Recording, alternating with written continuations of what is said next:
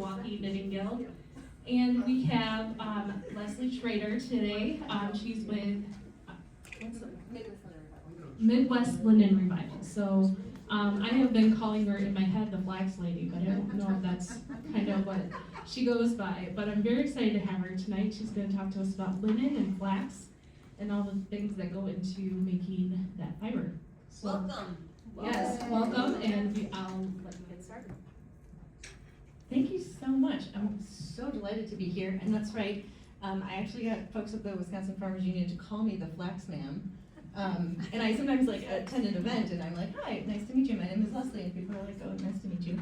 And then I say, the Flax Lady, and they're like, oh! Oh yeah, can we make this fully? Oh, maybe not. Okay. So before I get to talk about flax, I'm really super excited to introduce Kalia, who is with Fibershed Heartland, to speak a little bit about that organization. And Kalia is right here in the Milwaukee area, but the Fibershed Heartland organization is the whole of southern Wisconsin and a little bit of Illinois. And then there's three fiber sheds in overlapping in Wisconsin and then over into a little bit of Minnesota. So here's Kalia to tell you a little bit about Fibershed Heartland. Hello, like Leslie said, my name is Kalia. I'm the current vice president of the Fibershed Heartland Board. We are a sort of grassroots affiliative network based on the larger Fibershed movement, which you may or may not have heard of. It is essentially the same concept as a watershed. You think of the local area and all the things that go into those waterways, those systems. Thinking about fiber and textile production in the same way, that we should be kind of back on a grassroots level, organizing our fiber and textile production at the local level, all the way from farmers, growers, producers, up through artisans, consumers, manufacturers, all of that good stuff. So that is the general goal set that we're aligned with through Fibershed and Heartland. Fibershed is in a kind of exciting renaissance at this moment. We've got a new board and we are looking forward to kind of expanding what we're up to. We have been doing lately a lot of mending workshops, we organize stash swaps, things like that. And recently we have finally expanded into the Milwaukee area, which is hugely exciting for me because I know there are so many lovely crafters and makers and artists all around Milwaukee who I'm sure would be super excited at some of the stuff that we've got thinking up for the upcoming year. You may have seen us at the Wisconsin Sheep and Wool Festival. We table there most years. I'm sure we'll be back there again. And we'd love to see a little bit more of you. If you have any specific inquiries, feel free to talk to me later. Or our website is Fibershed Heartland. The general Fibershed Movement's website is just fibershed.org, and you can find some more specific information about our thoughts and ideas and what we're up to over there. Thank you.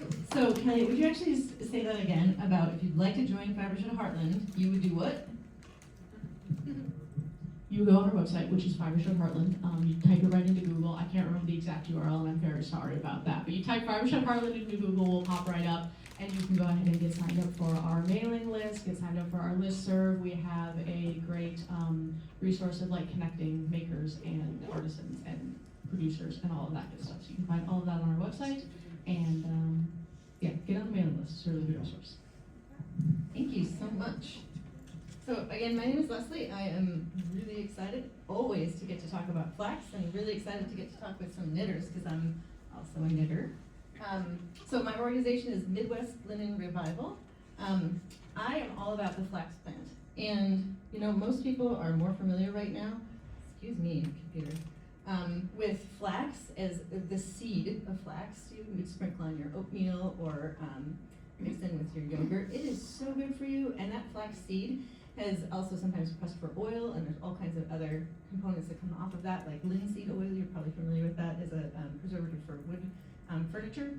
I actually have a scrap here of linoleum, so you can hear the word linen in linoleum. Actually, originally linoleum was a natural flooring material. So all of this is coming from the flax plant. What I'm interested in is the stem of the plant. So that is where the fiber linen is coming from, the stem of the flax plant. I don't know why. Flax in the field is called flax, and then it's fiber, it's linen. Cotton in the field is cotton in your shirt. I don't know why linguistically, but that's definitely challenging. Some people have just started calling it flax linen to try to overcome that. So here's the parts of the flax plant. Like I was mentioning, there's the seed. It's got a very iconic, beautiful little blue flower. But the inside of the plant, if you're familiar with like tree language, there's the xylem and the phloem. So the inner part, the xylem in flax, is called shive. That's a whole other product that could be into animal bedding or actually soil amendments. But in the outer edge of that flax plant, they're the fiber bundles. And so that's what's running up and down the stem. I know that I'm hanging out with fiber people, so I probably didn't need this slide. But if you're talking to your friends and you're telling how amazing flax or linen is, you're gonna have to tell them it's not cotton. Because there's ways in which linen lost its brand. Kind of like, facial tissue, but we call it all Kleenex, or like chapstick. It kind of lost their brand. So, people like think of it as like table linens, and they're like, wait. So that's linen, that cotton that's made out of bamboo. And I'm like, no. There's actually just linen. There's only one linen, and that's linen. But here's the cotton plant. It comes from the flowering packet of the bowl of the plant. I got so deep into flax this way through cordage, because I was out for a walk. I've done a lot of foraging, so mushroom collection and all the processing acorns into flowers and all the things and into flower. Somebody introduced me to wild forage cordage. So there's other bast plants out there, not just not just the flax plant, but milkweed, nettle, and of course hemp. People are familiar with that. Dogbane. All of those plants they're called bast fibers because they have good fibers in the stem. So the oldest scrap of flax fiber ever found was 34,000 years old in a cave in the Republic of Georgia. So humans have been using this technology, which is called reverse twist. It's two pieces of fiber that are spun one direction and thrown back over on each other. So that scrap was 34,000 years old. People didn't figure it out that day. They've been, that was just the one scrap that somebody found. So this is so important to human survival, because once you can make a string and once you can ply it, you've done two things. One, you can now make it as long as you want. You're not limited just by the height of the plant, because you can splice them together. And the other thing is that you're radically increasing the strength of that fiber by twisting them together like that. And then you can keep plying them on top of each other and make a stronger thing until you have something that you can actually use to like anchor a giant ship to a dock. You're all knitting with this exact same technology. This is how all of the fibers are still spun today in the reverse twist. And it's radically improved humans' ability to survive just by making a string, because you can then make a snare to catch a bunny. You can then make a net to catch fish. Of course, then you can make a sail. All these things that humans unlocked just by fiber. So when I think about like Maslow's hierarchy of needs, we need shelter, we need food. Do we really need clothes? Like, yeah, kind of, stay a little bit warm, stay out of the sun. But clothes are so much more to us. They're about our identity. They're about communicating. Say, if in some cultures you might get married and wear white, in some cultures you might get married and wear red. You're communicating information through your clothes, and not just in like a uniform.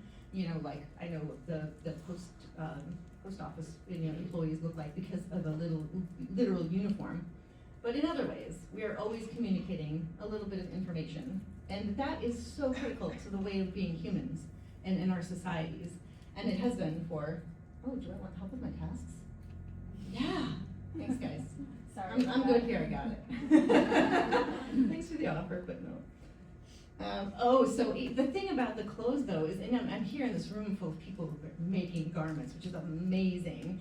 I'm not often in a room full of people who are making garments.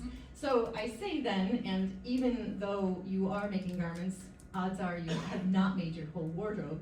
So a lot of us, most people, have experienced a great deal of brokenness between how important our clothes are and who made those clothes.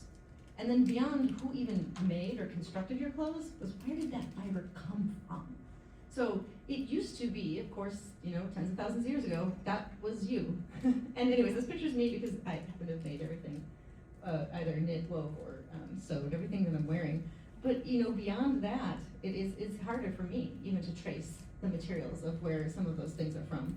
I actually only have one garment that is 100% local, and it happens to be these leggings that I'm wearing. I met this sheep, and then got the yarn from Rainbow Fleece Farm, and then knitted it. So I have one garment that's 100% local. So you guys may also know this too, as fiber folks, but this is what humans were talking about for thousands of years. These are European fairy tales, like, Rumpelstiltskin. It's straw to gold. That was flax. They were spinning flax, and that's how important to people was. Like, it was part of their daily life experience, so that's what they talked about. That's what they were engaged in, and that's what they then told stories about. This picture over here of Sleeping Beauty. You can see in the corner there, it's a distaff. And so that's how you would know that she's spinning flax, because flax is a long staple fiber, and you can't just feed it into either your drop spindle or spinning wheel, because the staple length is so long. You'd have to, like, say, your seated spinning wheel, you'd have to sit too far away from the spinning wheel. You don't have long enough arms. So whenever you see that distaff, you know that somebody's been spinning flax. And that's what this image is about too. So these are the Greek mythological characters of the three fates. And they're all spinning flax, because you can see they're all holding a distaff. So what part is the distaff? It's the stick. It's this messily dressed stick. Thank you for asking that. Okay. So it's the thing that is going to go between the spinner, either the drop spindle or the seated spinning wheel, and the fibers. So sometimes I bring one here. But you can see that they are then pulling the fibers from that distaff to either the wheel or the drop spindle. Because, again, the flax is a long staple fiber, so the plant grows somewhere up to as tall as 3 feet. And that's so long that you can't just quite splice it in. So that's why it's dressed onto the distaff and then pulled from there. Okay, so anyways, Greek mythology. I guess the three fates were actually in some ways more powerful than some of the gods in Olympia, Mount Olympus, because of the decisions that they were making about how long your life would be, your lifeline, and then when it would be cut short. And so again, like the imagery that people are using about spinning, it was like so part of everybody's daily experience around the world in fibers. This is my best selling point about flax and linen being durable. Actually, all the Egyptian mummies were wrapped in linen. And that was really part of the important ceremonial part of processing the mummy for preservation. So here we are in Wisconsin, and flax has been grown here since our earliest European immigrants have arrived. And Wisconsin can do a couple things well. Like we can grow flax, we can raise sheep for wool, we can produce leather. Wisconsin's not going to be producing cotton anytime soon, but our climate is very well suited for flax. So indeed, it has been growing here, at least in some quantities, continuously since the first Europeans arrived with flax. This is a 1929, there's stills from this film, and it's pointing right up at northern Wisconsin and southern Minnesota, some of the flax growing regions in North America. So for a little brief time, Wisconsin had a handful of flax mills, and they did not last long. They were dependent on subsidies, actually, from the federal government. And the real question is, so why don't we have one? Like, if it can grow here, it has grown here. And the reason that we don't is because the brief time that we did have flax growing in Wisconsin, it was because of the Civil War. So the United States has an ugly, ugly history with textiles and slavery and cotton. And I used to have some images here, but honestly, like, I don't want any of the staff to see, or I want us to wash our minds of imagery that is marginalizing my Black and brown loved ones. So we need to confront how damaging this has been in our textiles, well, really globally. But it is why we do not have a flax industry in Wisconsin. It's because it couldn't compete. It's just too laborious to process flax. But when you have the uncompensated labor of enslaved people, then economically, it's unfair.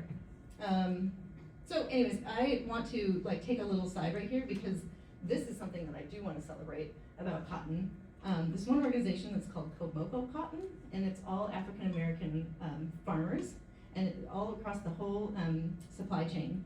And so these are folks that are flipping the narrative and saying I am growing this, and I'm going to have a good relationship with this plant. And then Actively Black, which is a 100% Black-owned textile company making activewear. Throughout my presentation, I got a couple of QR codes. If you want to follow them on Instagram, I think these are incredibly inspiring folks. I don't know a whole lot about cotton, but I'm really excited to see people growing cotton in a good relationship. Okay, back to my bad story about problems that we have with our current textile industry. So, we have, cheap cotton, and then everything, flax, cotton has lost out to synthetics. So most of our textiles right now just really dominated by synthetics, that's nylons and polyesters.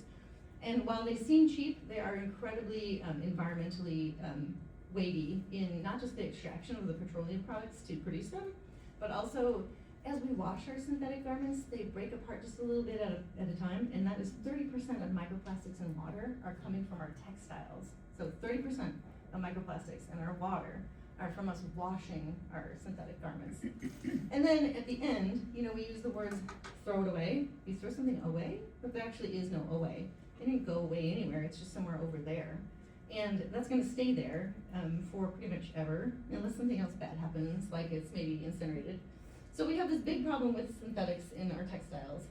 And then, our human rights abuses did not end with the end of slavery. They did not end with even, the Triangle Shirtwaist Factory, which Americans are terribly proud of, as we should be, did a lot of work to support people in the textile industry, but not worldwide. So this was in Bangladesh in 2013, and way more people died here than did in the Triangle Shirtwaist Factory. But it's not something that we're seeing, because it's not, right across the street. The thing that haunts me about this, and again, it's about relationships, the relationship of who made your clothes, where do textiles come from, is what if I own a shirt from somebody who died in that building? I could, and I wouldn't know. And they died just going to work. So when I think about textiles and I think about what you guys are doing right now, repairing your relationship with the things that you've made. And I'm gonna put in a plug here for actual repair of clothing, because the most environmentally sustainable garment that you own is one that you already own. So I have these two garments that I've committed to, like the ship of Theseus. I'm just gonna keep on fixing them until there's maybe no original piece of the fabric left. I'm just gonna keep layering those up. Okay, so back to my celebration of flax. We've got problems, right, with our industries right now. We've got problems with human rights abuses, relationship, and environment. But flax, this is why they call me the flax man. I see it as a solution to so many things. Flax actually doesn't need irrigation and actually doesn't need pesticides. As long as you've got your linen garments, you are actually you're sequestering carbon just by wearing your clothes. Flax is mycorrhizal friendly, so it's actually really good to plant as far as soil health.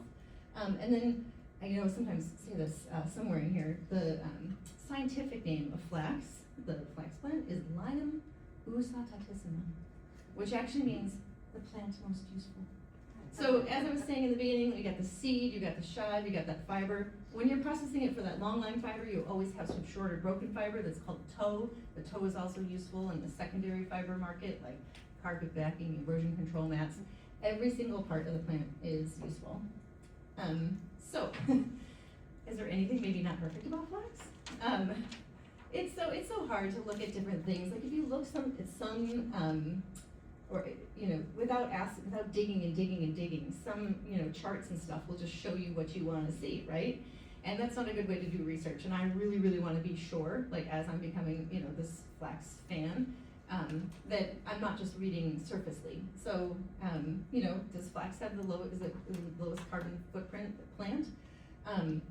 So when they compare it to synthetics, they're like, oh, your flax is taking up all this acreage, thousands of acres. Look at these synthetics, take up no acreage. So then you're like, oh, wait a minute, that doesn't sound good. But so you really have to dig into understanding the whole life cycle assessment, because then you're not counting those microplastics in water, perhaps. So every interesting little chart that I dig through, I'm learning more and more, but flax always gets a ding if you look at a life cycle assessment because of ironing.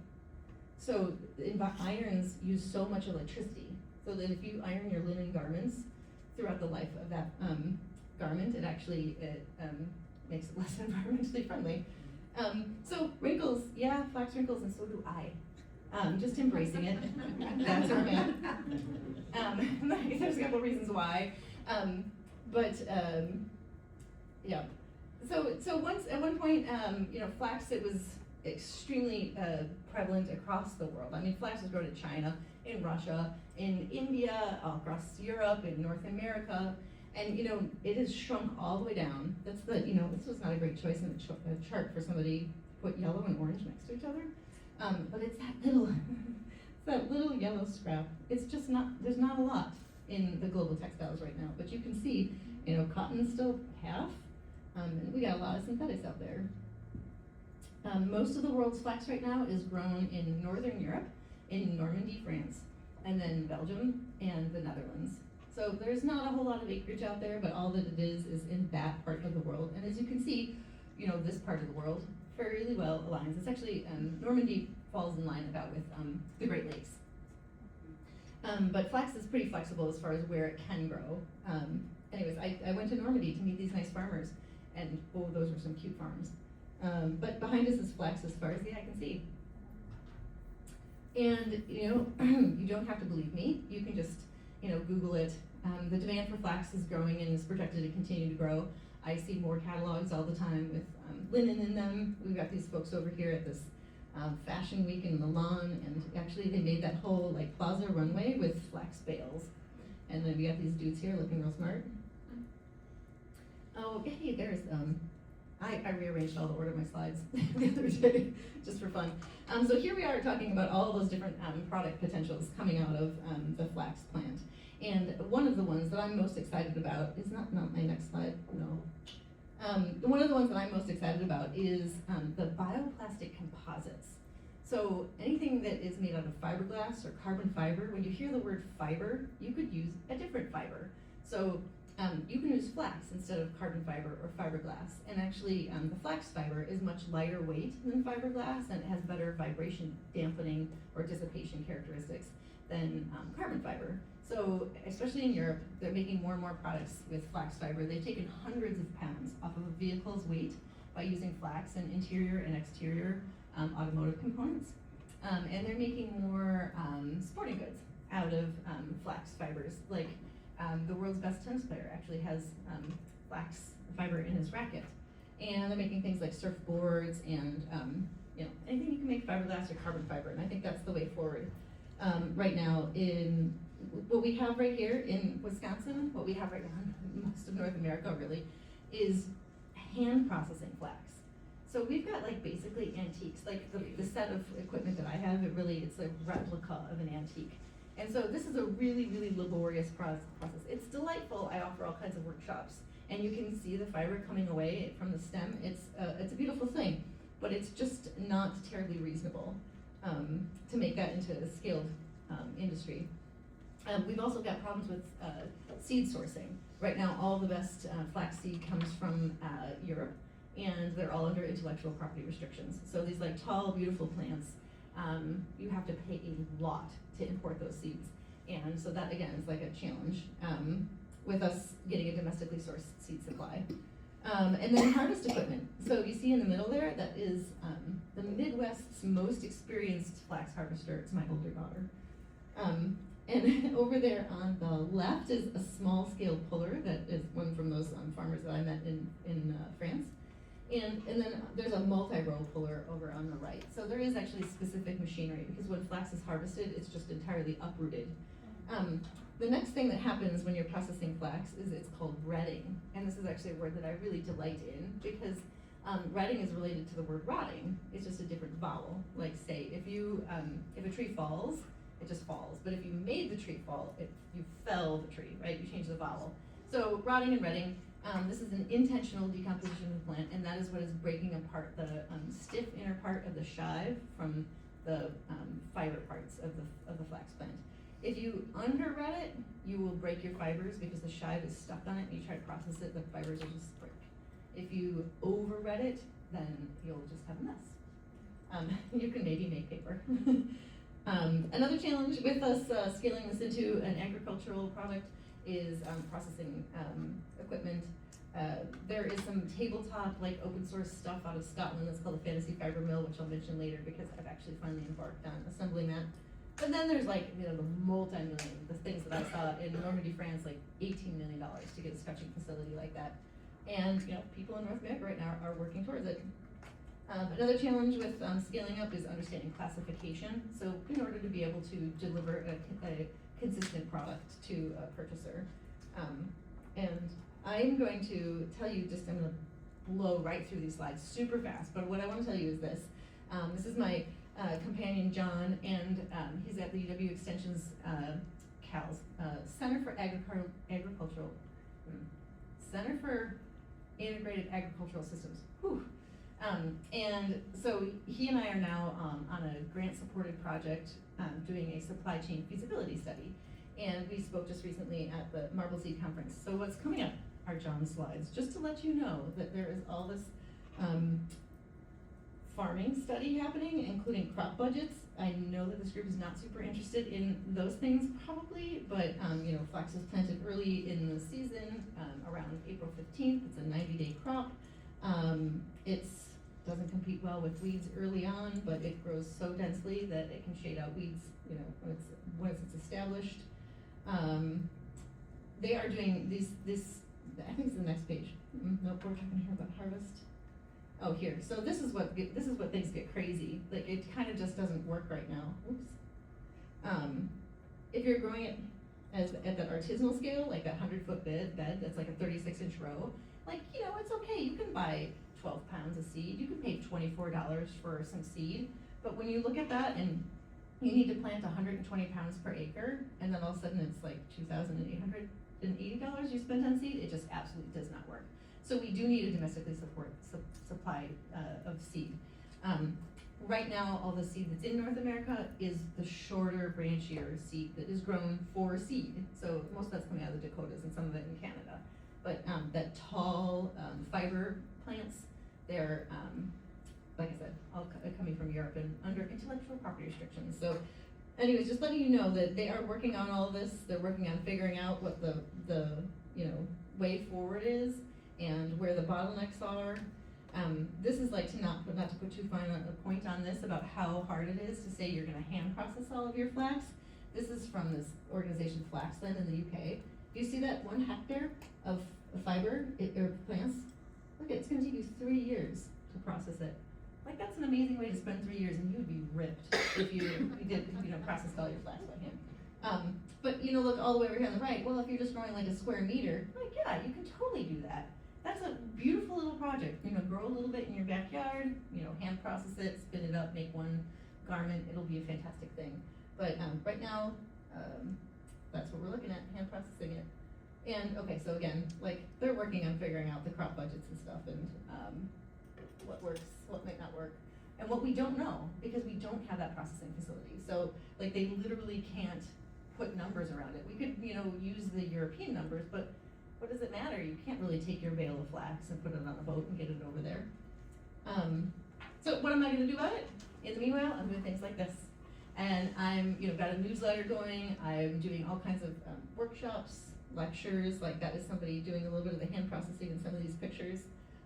So that people can start to think about their relationship with the fiber. I've had plantings around Wisconsin and actually in Illinois, and invite people out to meet the plant. And you know, this is all about building those connections between fiber and farming, between consumers and growers. One project that I had was I actually took some of my flax tow. So here's one of the other issues that I didn't get into is not just the processing of the flax to unlock it, that we don't have that equipment, but we don't have a long line wet spinning. Nowhere in North America is there long line wet spinning. So we were talking about that distaff and how it's different to spin flax than it is to spin wool or other short staple fibers like cotton. So there are no long line wet spinning facilities in North America. But there are, we have like a, you know, decent and hanging on woolen industry. And those wool cards can't handle long fibers, but they can handle something that is, like I said, tow. So when you process the long line flax, it's kind of like brushing your hair, and there's always broken parts that come off, and that's what's called the tow.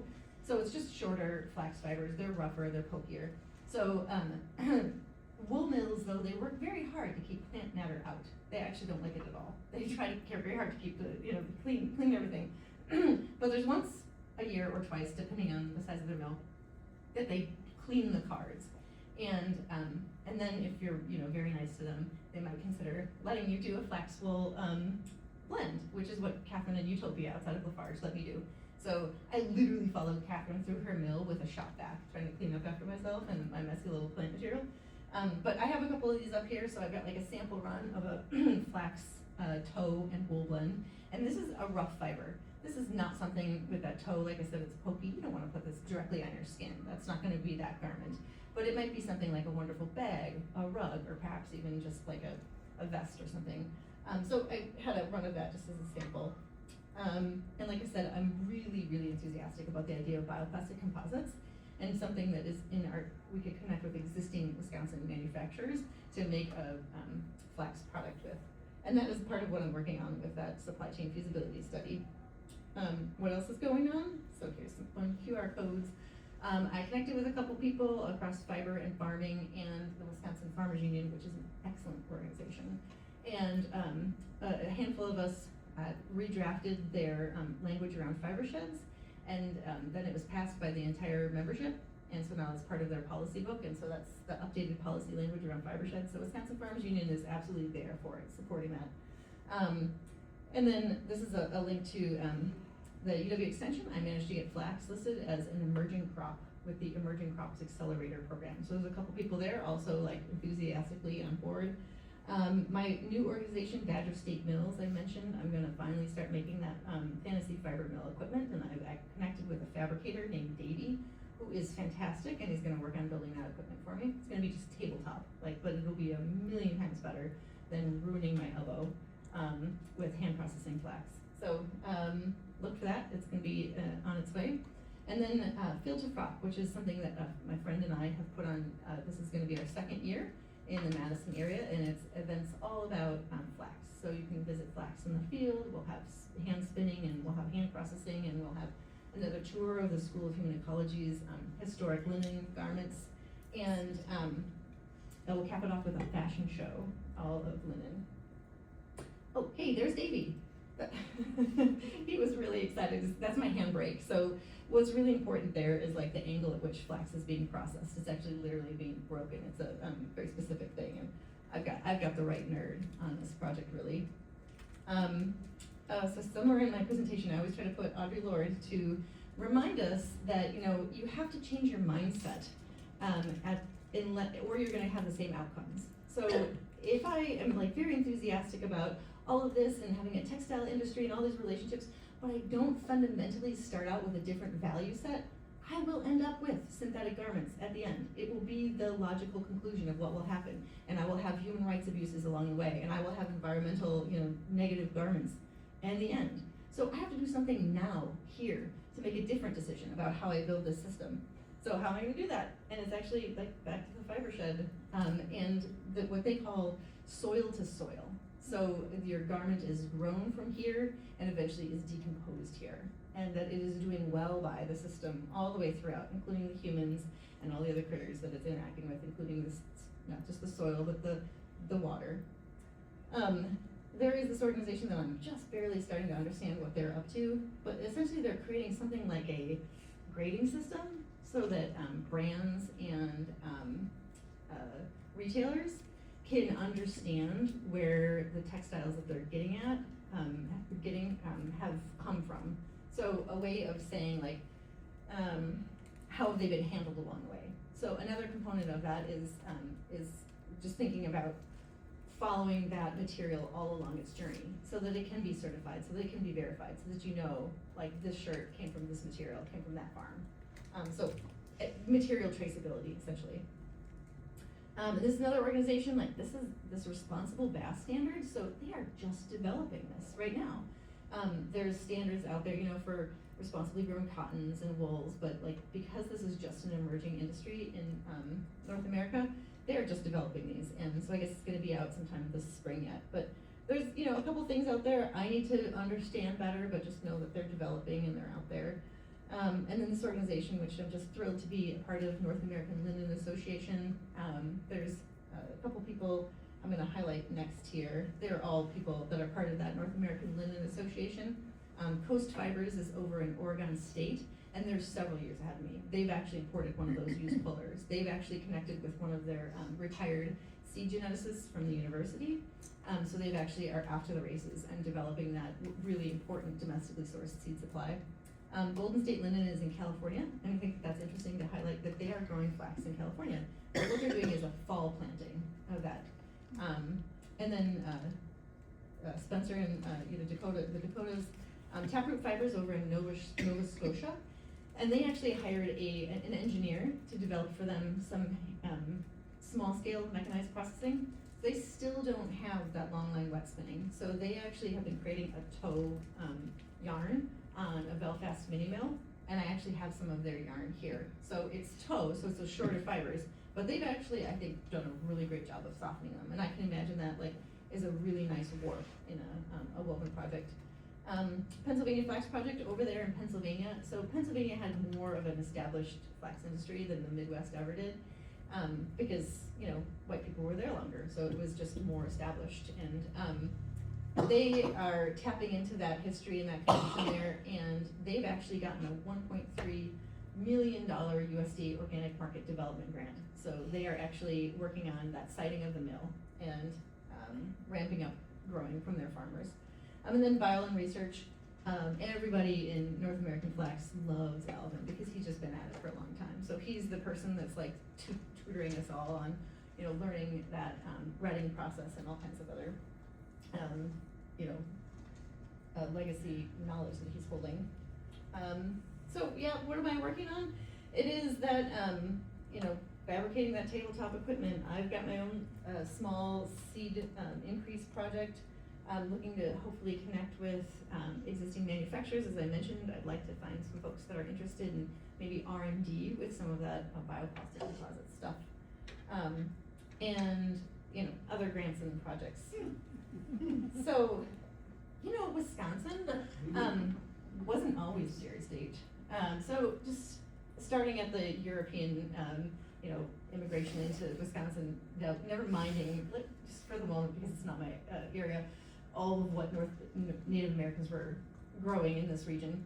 But starting with just agricultural scale growing, Wisconsin was actually growing a lot of wheat.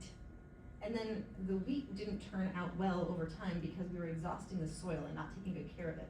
And then there was this big cinch bug outbreak, and that really damaged the wheat. And then other states were selling wheat more inexpensively. So Wisconsin had this huge problem with their, what was their, main crop of wheat. And it was then immigrants from countries that had cheese and dairying experience started arriving in Wisconsin with that knowledge. And then Wisconsin Dairymen's Association. So suddenly you've got this advocacy organization, and that's how we became the dairy state. And thank you, I love cheese. But how's that going for us right now? Actually, I don't know what the numbers are. How many dairies we're losing, per year, or consolidating. It is not a good situation right now for our farmers. So, is it time for us to think about being contributors to possibly a textile industry in the Midwest? We can do this. This plant grows well here, and we've got a lot of really smart, creative, ambitious farmers that I believe, we could be part of that. I know this group is really interested in, knitting. And so I did bring some show and tell stuff, and I want to talk a little bit about yarns. So these summertime or the lighter weight things that you think of around linen. So obviously I'm a big fan of linen, and I've knit with it. Oh, hey, my skirt, I knitted this skirt. And I made the dubious choice to make a ruffle. So tripled the stitches down here. And then I cast off a peacock edge, so I tripled it again. But if you watch me walk around, this dress has a lot of action. It's actually really a fun skirt. And it is a plant fiber, right? And it was my experience when knitting with this, and then there's a sweater here that I knit too out of linen. So that yarn doesn't have any give. And that was not the biggest problem for me because I'm a fairly loose knitter. but because it's a plant material, it's a little bit rough. I could only knit with it for just a period of time when I started to feel like my finger was getting rubbed, which could obviously be resolved by just like putting Band-Aid on it or something like that, but it was actually kind of surprising to me. But then not surprising after I started wearing this skirt, if I don't have leggings on, I'll eventually, if I've gone like walking, and I walk a lot though, so if I've walked a few miles, I will feel like a little bit, like I can tell this skirt's been hitting me around the knees. So the plant material, you know, I know it's gonna soften up over time, but it is its own unique thing. But you know, extending our knitting into summertime garments is really exciting, of course. There's other bast fibers out there, like, you know, you're probably familiar with hemp or maybe even nettles. So oftentimes, if you see a yarn that is nettle, it may have, or nettle or hemp, it may have been cottonized. So cottonized means that they've basically chopped it in one way or another into about cotton length staple. Because there is, again, no long line wet spinning in North America. So people are using those existing, you know, cotton or wool equipment, and you have to make the staple length that size. So once you've cottonized a piece of fiber, especially those like, you know, bast fibers, you've really reduced their strength. Like part of their power is in their long staple. So if you've chopped it up, you know, compromised it. Oftentimes, hemp is also called degummed because it's kind of a rougher fiber, so it's been put through a sort of chemical softening to make it more garment grade friendly. I've got an example up here of something that I knit in cotton, and I think that, you know, that's also, boy, the characteristics of cotton is that it just absorbs and holds water a lot more. So linen is in part so amazing for the summer because it, you know, can get wet and then loses its moisture really fast. So one other thing that they say about that, and they'd say this about like other plant materials like bamboo, is that it's naturally antimicrobial. And that's because nothing just lives on the plant fibers. No, they just don't harbor bacteria. So that's another plus for those fibers. I also have knitted something up here in silk. I want to talk a little bit about those other plant materials. They're so hard to pronounce, aren't they, you guys? Viscose? Okay, everybody knows how to say rayon. But modal, is it modal? Lyocell, okay, so modal and lyocell are actually brands, but they're of viscose yarns. And what they are is they're maybe bamboo, sometimes they're wood pulp, but they're always very heavily chemically dependent. You can't just take wood pulp or bamboo and just make it into a yarn like you can cotton or wool.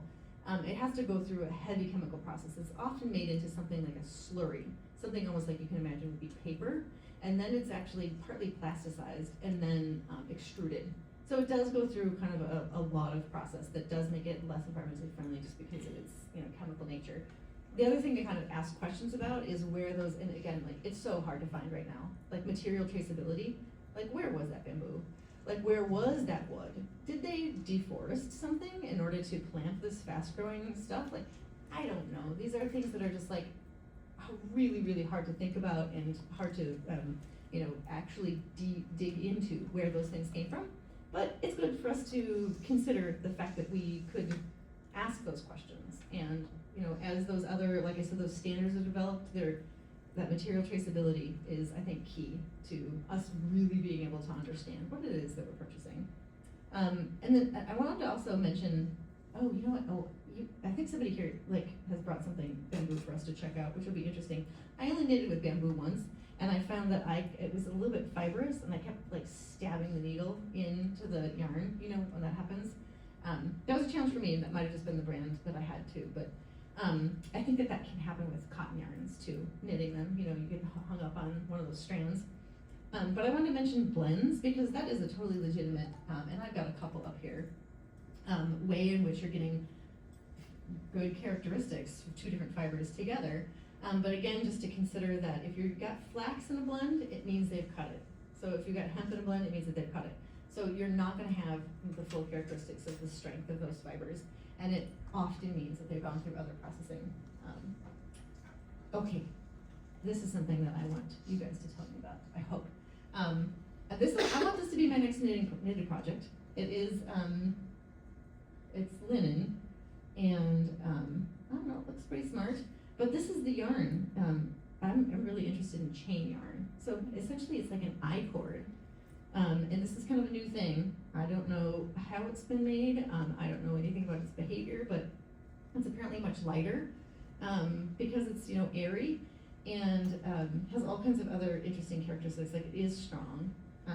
So anybody have any, let me know if you do. When we get to like chat and hang out, tell me if you know anything about chain yarn. Okay, so I'm just gonna close with this right here and say, like, you know, you can continue to stay connected with Midwest Linen Revival through my website. You can sign up for email, or if you do the social medias, Facebook and Instagram. I think that I have a few Midwest Linen Revival stickers.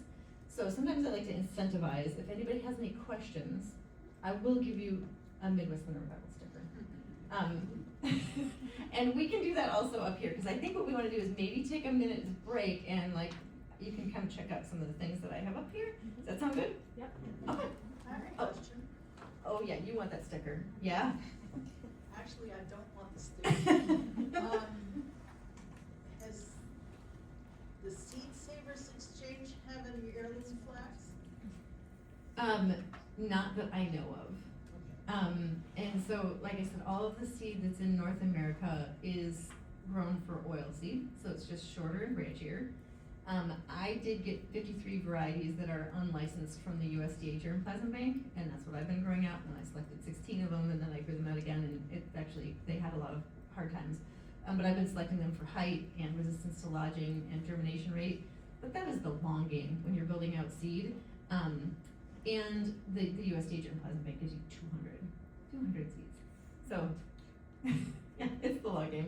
But other than that, no, I don't know of any out here. Like I said, in Oregon State, they're off to the races. I think that they should be able to release seed in the next like year or two. They had actually grown another seed that was called Lenore. But the Lenore seed was so-called like dual purpose. And then I know the folks in North Dakota and North Dakota State University have also got a seed breeding program, and I talked to them about 2 years ago and about flax, and since then they've started thinking about also selecting for height and, you know, other fiber characteristics.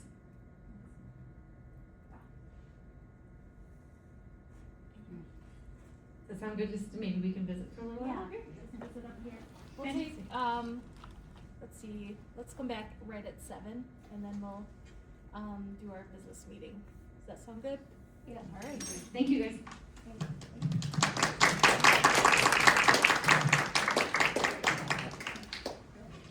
I brought my linen scarf, and the shawl I'm wearing is bamboo. We can pass these around if you want, and I didn't, you brought hemp, right? Nettle. Nettle. May I take it up there? Thank you. So this one's nettle. I got some too. That's fantastic. Okay. I don't know where you want to touch. Yes, but, and this is, ooh, oh. So yeah, these are, this is 100% linen. This is 95% linen, which is 5% cotton, which means that this is one cotton linen, and that's cotton. So you guys can knit those if you want to check them out. So these two are black. This is linen. That one's a blend. I would wait till they're got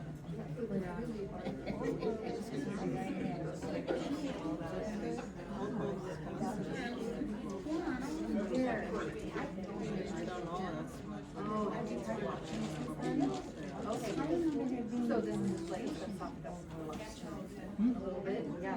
Oh, it's marvelous. I love it. I know there was, but when we went with the Asians, they weren't one.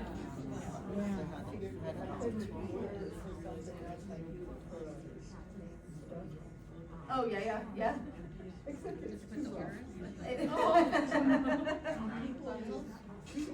Oh, so this one's a boy. Okay. Sorry, I included this because I'm probably gonna buy this one.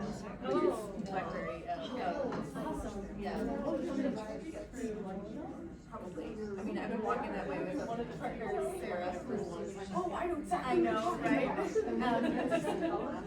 We've been talking with Anne for a while, and it's a lot to line up.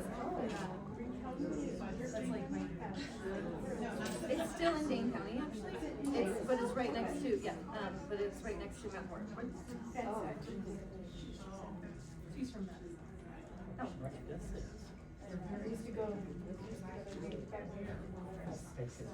Yeah, Anne's been making amazing yarn for a really long time, since 1988, and that's my biggest fear, is like just.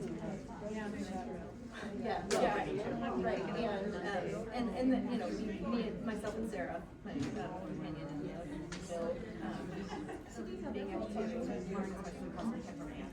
Yeah, because I was awful.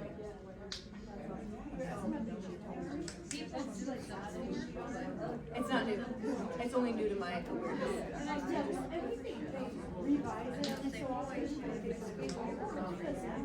It's having a renaissance right now. Okay, come on. Yeah, it's kind of like the. Yeah, but they bring it out every so often. It's super lightweight. How are you? It's nice. Or super, no, but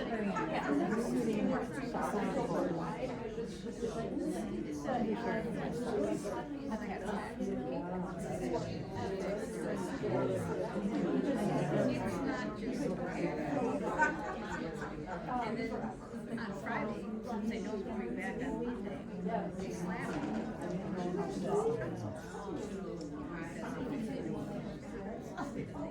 He's done giving me stuff on Friday.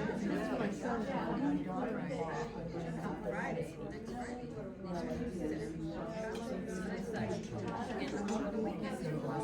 Now, it's a standing meeting? No, I'm doing the letter. Have you ever knit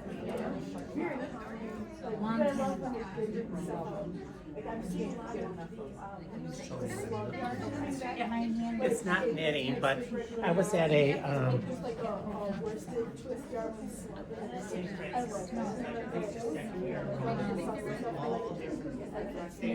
Yeah. sewing yarn, So mine is stuff related crafts. This one is something, it's actually, okay, so it's, this is some of the hardest, knitting I've ever done. And this lace thing happening. It's slowly becoming a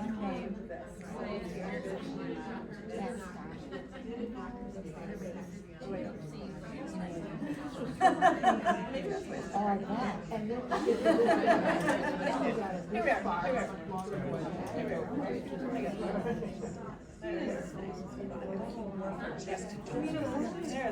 It's not necessarily to embroider it, but so that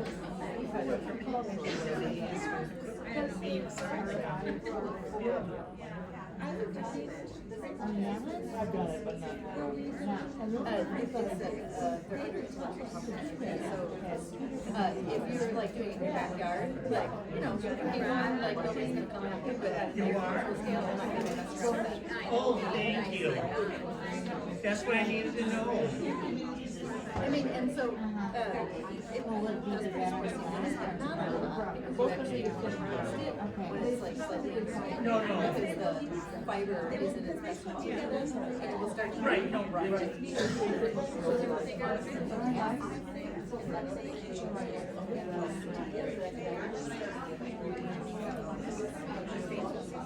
So, a lot of different things, not from my family, a lot of different things for different groups, like I picked up, like, racing, and they had,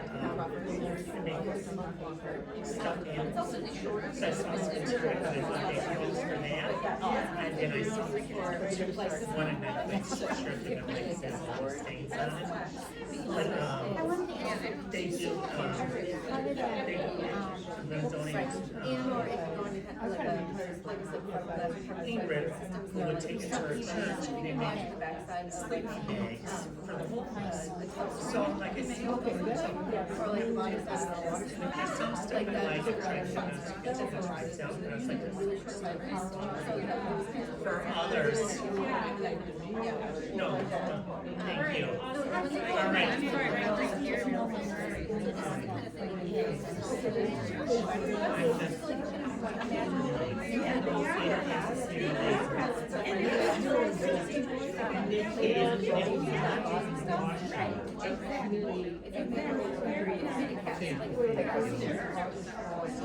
Those rules, like that's how that kind of thing would be used in an application.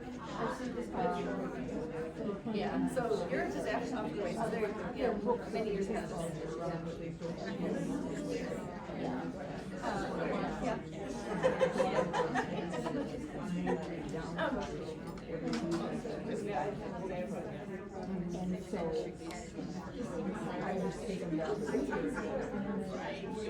I know that I'm never saying it right. All right. Thank you for that.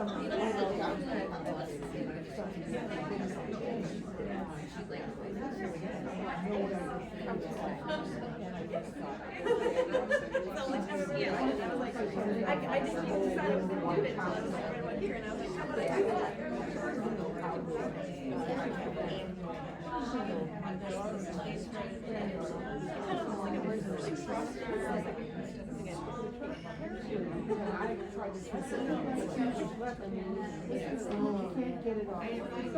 So this one is European, and that is probably processed in China.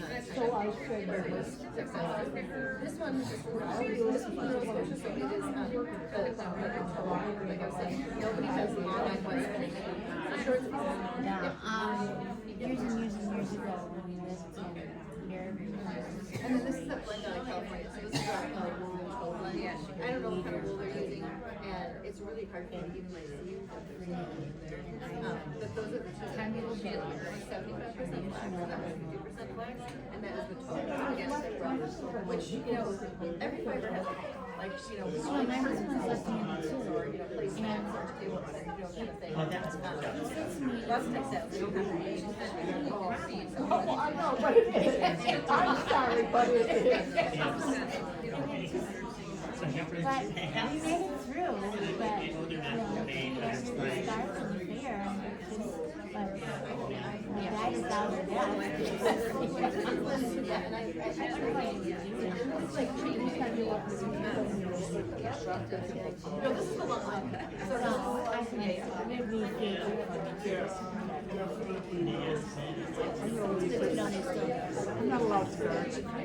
well, I can't. were there any flash that went off to China to get spent? I know the route. I go to West Dallas for this library all the time, and I can drive here. So get out where the arrow is and just go down. Where my son And they change everything. All right, Andy. Good to see you. All right. Now all of a sudden,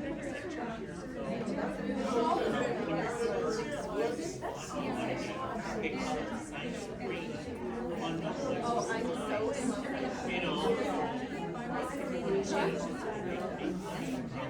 Oh, that's what this is.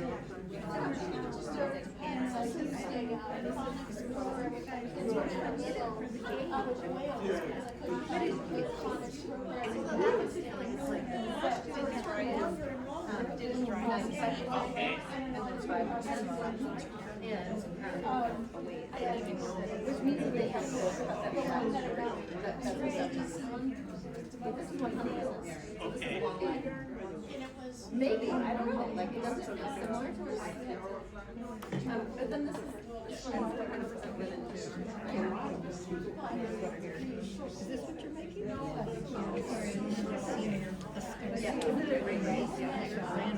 So that's what it was. Yeah. And That's what I'm saying.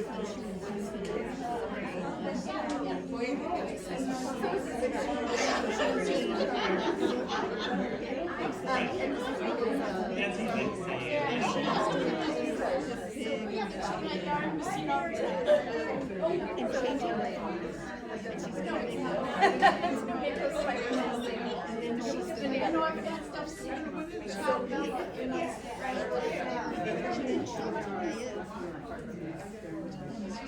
And then try it again, and then it has yeah, so it has several moves. Tiny. It just Yeah, so Kathleen, she said that she was surprised with it, and she just listened to the worsted, so not a woolen, but worsted mixed flax.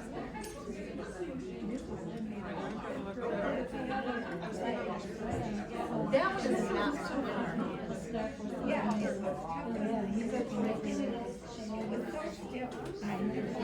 Good, how are you? I'm the winner.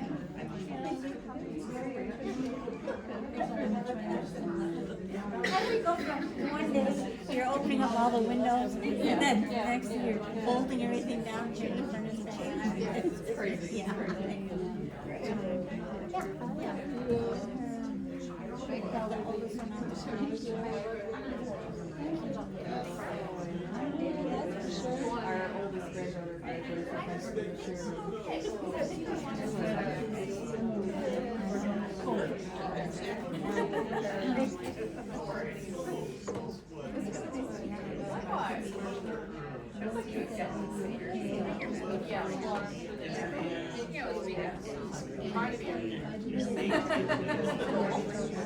Yeah.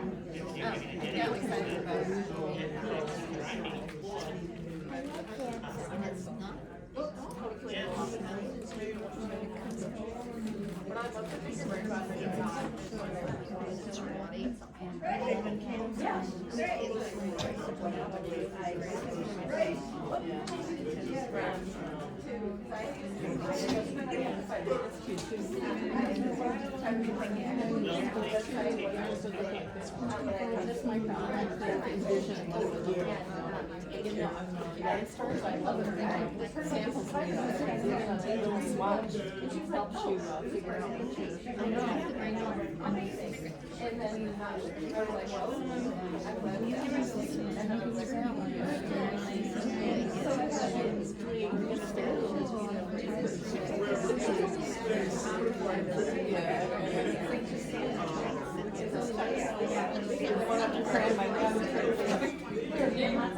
I know. Cards. I get it.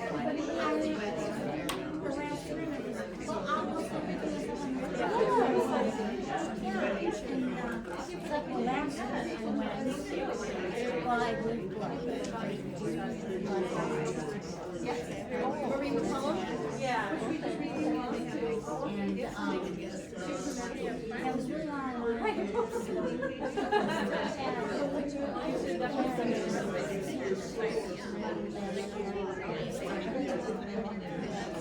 yeah, many, many years ago when I did food, they would always have a sheets of paper. When who won, you know, and it wasn't when the winner was second, third, fourth, and they were in. And then it would have a number, because all those cases are numbered. Yeah. And so you could see where your raspberry jam was in case number 3. And, it was so easy to find stuff, but now it's like, and I remember asking them, oh, we couldn't possibly do that now. It's like, I mean, they send me the results on the email. So what's so hard about it? we're just,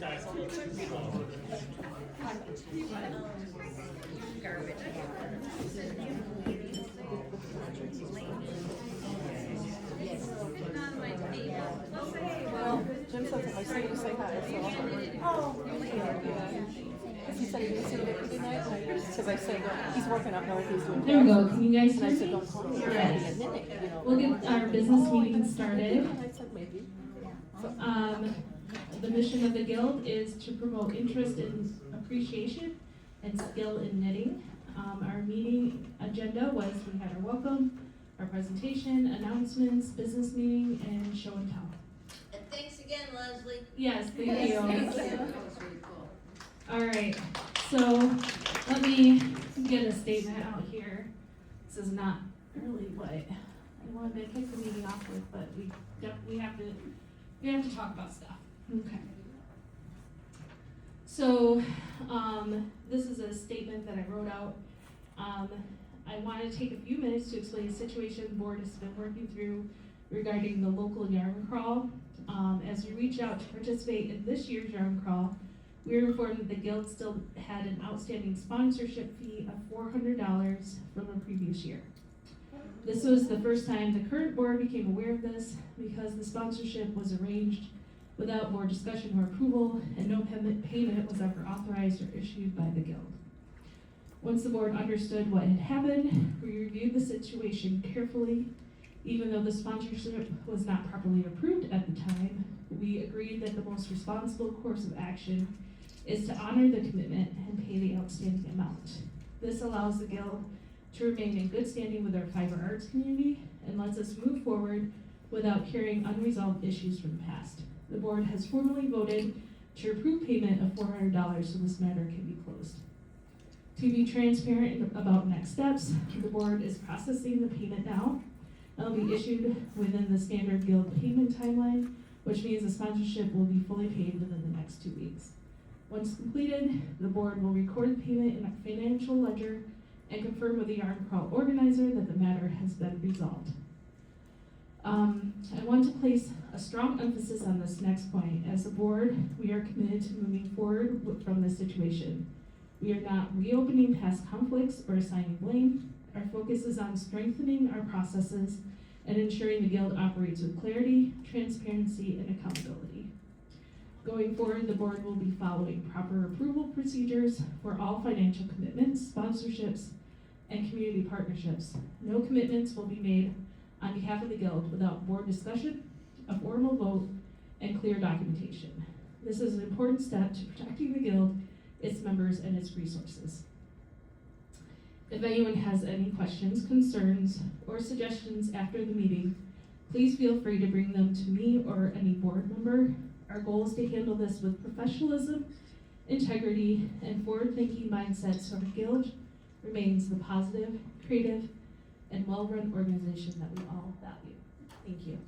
That sounds good. Very nice. That's very good. What's that? It's very good. Okay. So, I just put these notes up here, just kind of summarizing. But yes, if anyone has any questions about that, please see me after the meeting. And Courtney, you Yes. said you were going to make this available to Yes, people we who are not will. here tonight. For those who are not here tonight, we will be sending out an email just recapping what the statement I just made, just so everyone is aware, along with some frequently asked questions about why we made the decision that we made. So our treasurer's report, there are no transactions this month. As of February 2026, the balance remains at $6,461.56. For our committee reports, we have our membership update. As of February 20th, we have 79 members. And beginning in April, our Ravelry handles will be on the membership roster online and on the sign-in sheet at each meeting. If anyone is interested in connecting with other guild members on Ravelry. As with the email addresses, we will keep these available only to members. So you have to sign in to see those. Did you want to say anything else, Mary Pat? I was just going to say that the next meeting, there'll be a link on the sign-in sheet. Some people have never shared, or they've shared and maybe they don't want them to become available, so just handwrite that in, and I'll start adding what I have, and you can decide I don't want it, or you're gonna add your name, and then starting the next month, which would be May, it'll just be down there so people can get a little bit more information, and it'll also be online, but it's only open to members. Okay. Did everyone hear that? So next month, if you don't have your Ravelry handle on your membership information, you can add that and then it'll be available online. Okay, so the Greater Milwaukee Knitting Guild Ravelry group, the membership committee is looking for ideas what to include in the Guild Ravelry group. If you have suggestions or ideas, please contact me or Mary Pat. Okay? State Fair. So important dates for this year.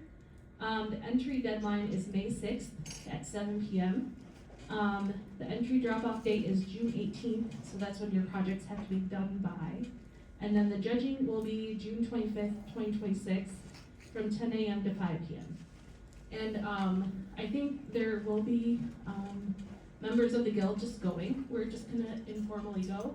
If you go, we'll kind of meet up while we're there. I think that usually people bring a lunch. Yeah, so maybe we could just get together and have some lunch together, or just see each other and say hi. Yeah. Whatever we want. So look for other members when you're there. All right. Community warmth. We will be collecting knitting knockers for April, May, and June.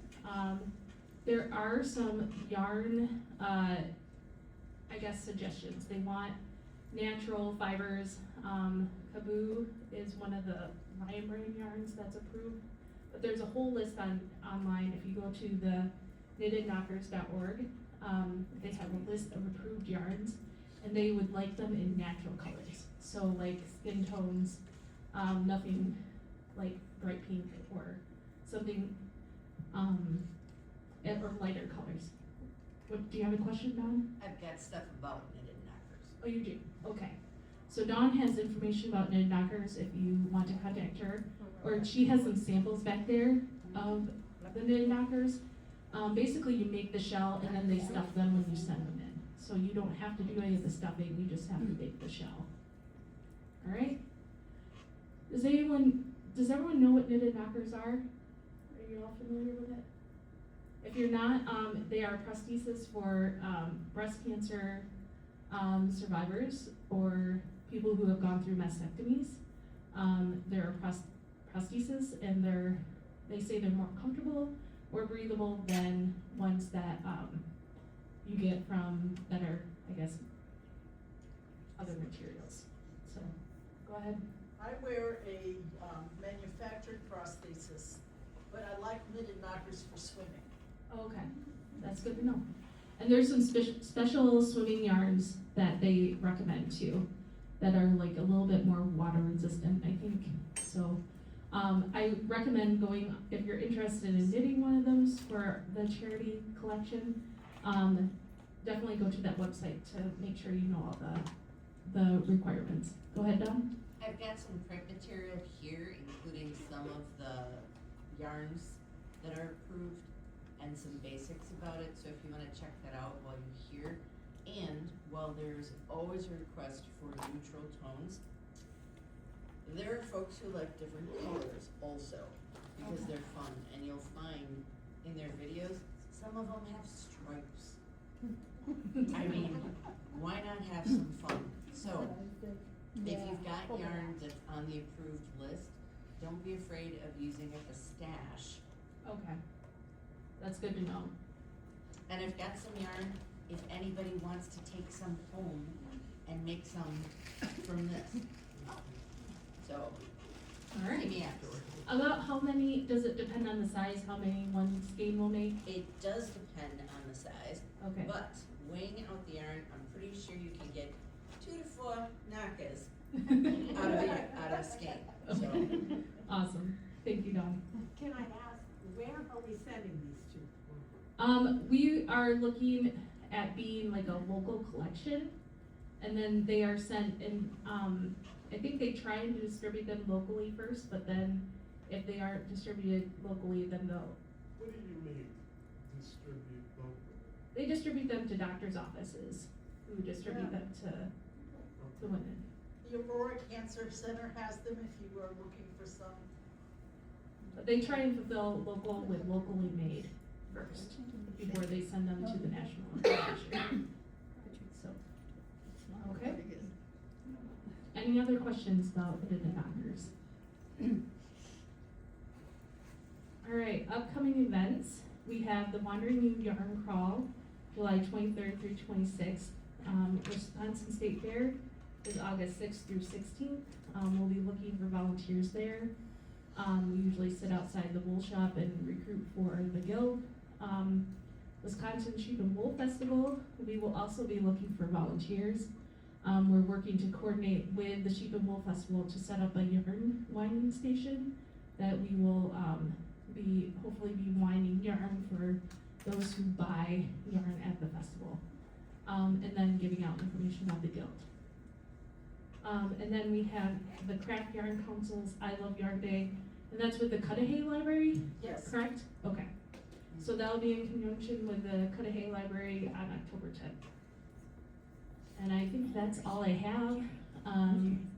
So we are adjourned, but if anyone has any questions about anything tonight, you can come see me. I have a couple of things to share. Okay. First of all, we're working on setting up another chat and knit session with Knit Yarn Shop in Delafield. We've got everything agreed on but the date, but it will be sometime in May. So we will put that in the newsletter when we have the information. And second of all, I want to thank all of you for the support I've received since my husband started deteriorating and passed away. The board has been wonderful. They've had my back, they've covered for me. And then you guys got me this wonderful yarn bouquet. Thank you very much. You're welcome. Thanks, Molly. All right, we are adjourned for the night. Help with chairs and tables if you're able to. Show and tell? Oh, show and tell. Yes. Do you have the slips for that? I don't have slips, I just think there are a few people. Oh, who yeah. should. Judy and Kristen, I think, had some show and tell tonight. No? Or maybe it was just Judy. No.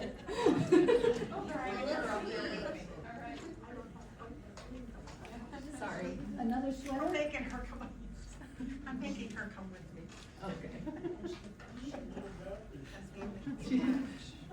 And you can talk. I'll give you the mic. I know. It's what Mom said. We are wearing the same sweater. Both of us have the same yarn from the same dyer, Northwoods Fiber. She'll be at a yarn con, which is another event we can probably Yeah. but that's Illinois. It is. But yeah, she'll be at yarn con. So this is Northwoods Fiber. It's aspen fingering and a Surrey, I think. And it's the lentil sweater that we are both wearing. Did you guys already get together?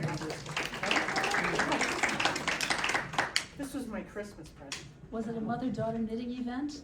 No. Oh, yeah. The last couple of months. Sunday afternoons, right? YarnCon is the second weekend in April in Chicago. There's a group of people who often take the train down together. Yes. I don't know if I'm going this year, but usually I do coordinate a group, so. I know Kristen's giving me the thumbs down. But I have a retreat the next weekend, so we'll see how many weekends my husband lets me know.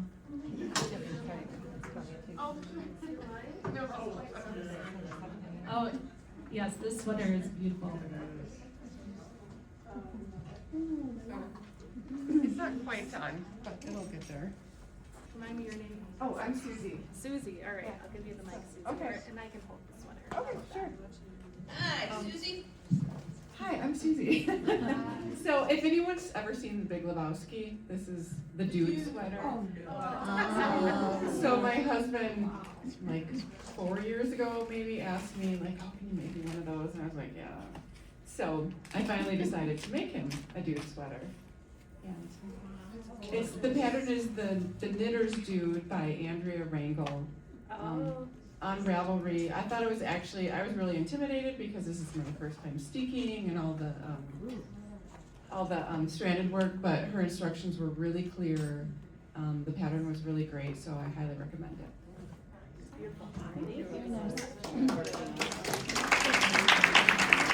Anyone else for show and tell tonight?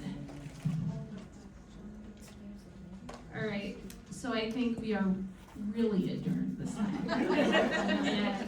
And, please, again, help with chairs and tables.